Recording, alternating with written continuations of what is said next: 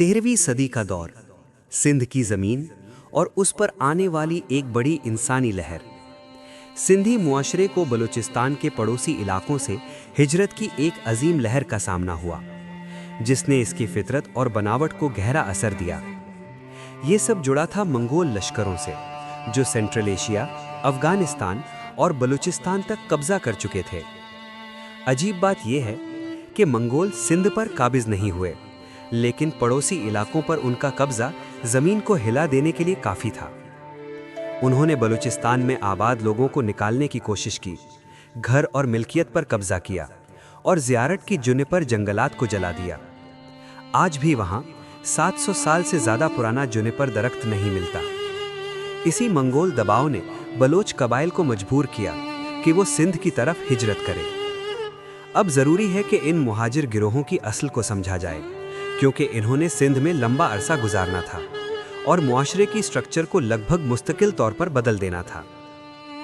बलूचिस्तान के बलोच ब्राहुई लोगों और दूसरे कबाइल का एक इम्तिजाज थे, जो तकरीबन 3000 साल कबल यूरल लेक के जनूबी इलाकों से बलूचिस्तान और साउथ वेस्ट अफगानिस्तान की तरफ आए। ईरान और अफगानिस्तान के सरहदी कबाइल भी सियासी हंगामों की वजह से वक्त ब वक्त यहाँ आते रहे। मंगोल हमलों से भी पहले बलोच कबाइल मौसमी बुनियादों पर दरियाए सिंध के इलाकों का रुख करते थे। ये लोग ज़्यादातर गाय, बकरियों और भेड़ों पर गुजारा करते थे। सर्दियों में पहाड़ी इलाकों में चारा कम हो जाता तो ये अपने रेवड़ के साथ सिंध के मुख्तलिफ ताल्लुकों तक आते। गड़ी खैरों से सहवान तक दरिया के दाएं किनारे पर 4 माह गुजरते, फिर वापस लौट जाते। सिंधी मुआशरा इन्हें कबूल करता था। वो गरीब मगर ईमानदार समझे जाते थे।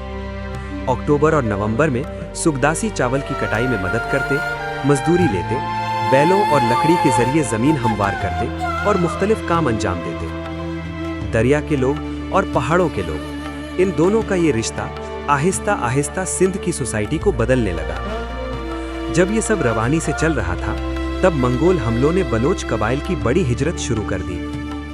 13वीं सदी से 17वीं सदी तक ये सिलसिला जारी रहा। मुख्तलिफ कबाइल मगसी, लशारी, रिंद, दिनारी डुमकी, कल्होड़ सिंध के मुख्तलिफ इलाकों में आबाद हुए।